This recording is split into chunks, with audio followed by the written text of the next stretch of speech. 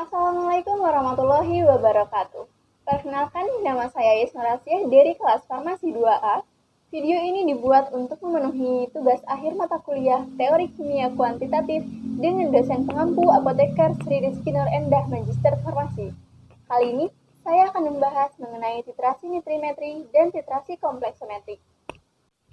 Sebelum ke materi tersebut, saya akan mengenalkan apa itu titrasi. Titrasi adalah suatu metode kimia yang dapat menentukan konsentrasi dari reaktan dengan cara larutan baku sekunder atau larutan yang belum diketahui konsentrasinya dititrasi oleh larutan baku primer atau larutan yang sudah diketahui konsentrasinya secara jelas. Pembahasan yang pertama yaitu mengenai titrasi nitrimetri. Titrasi nitrimetri atau diazotasi merupakan suatu metode penetapan kadar secara kuantitatif menggunakan larutan baku natrium nitrit. Prinsipnya, terjadi reaksi antara amina dengan natrium nitrit dalam suasana asam membentuk garam diazonium.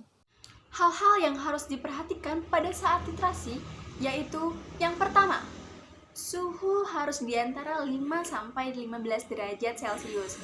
Titrasi ini tidak dapat dilakukan suhu tinggi karena asam nitrat yang terbentuk akan menguap pada suhu tinggi dan garam diazonium yang terbentuk akan terurai menjadi fenol. Kemudian yang kedua yaitu keasaman larutan pada pH kurang lebih 2. Hal ini karena dibutuhkan untuk mengubah natrium nitrit menjadi asam nitrit dan pembentukan garam diazonium. Yang ketiga, reaksi diazotasi berlangsung secara lambat sekali, sehingga agar reaksi sempurna, maka titrasi harus dilakukan perlahan-lahan dengan pengocokan yang kuat.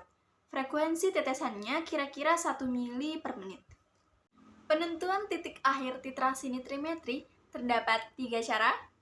Yang pertama, indikator dalam dengan penambahan tropeolin 00 dan metilen blue. Tropeolin 00 ini merupakan indikator asam basa yang berwarna merah dalam suasana asam dan berwarna kuning bila dioksidasi oleh adanya kelebihan asam nitrit.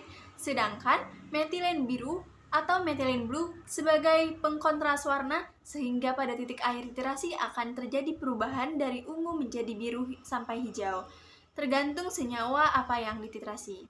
Yang kedua, indikator luar menggunakan kertas kanji iodida.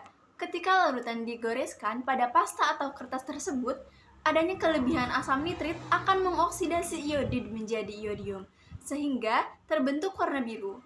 Namun, warna biru terbentuk beberapa saat setelah dibiarkan di udara. Hal ini disebabkan karena oksidasi iodid oleh udara.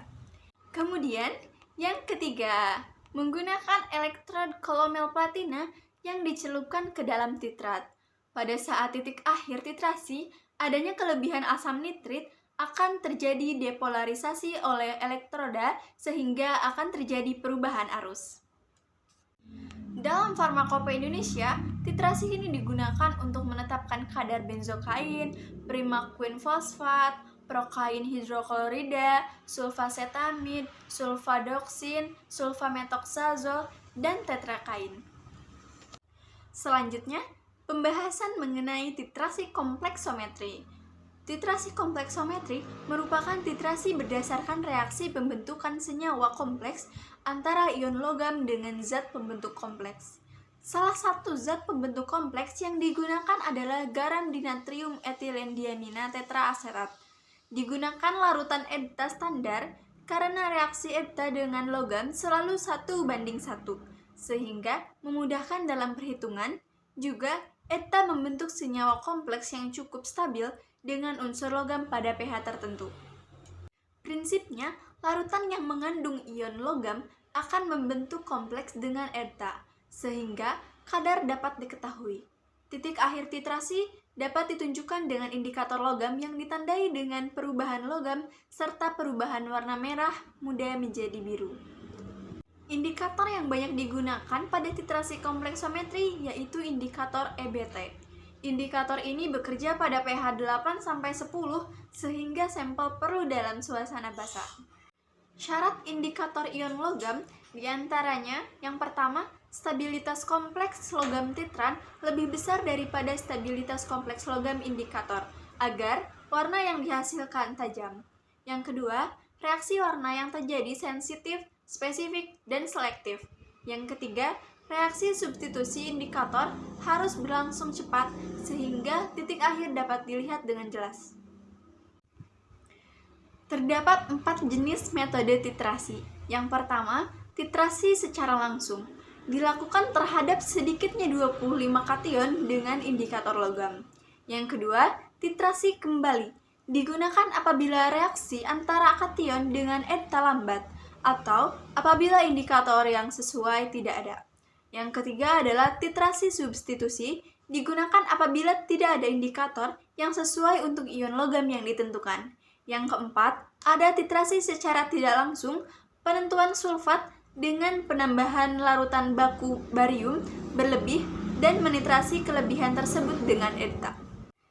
Sekian pembahasan titrasi nitrimetri dan kompleksometri dari saya. Semoga dapat bermanfaat. Terima kasih. Wassalamualaikum warahmatullahi wabarakatuh.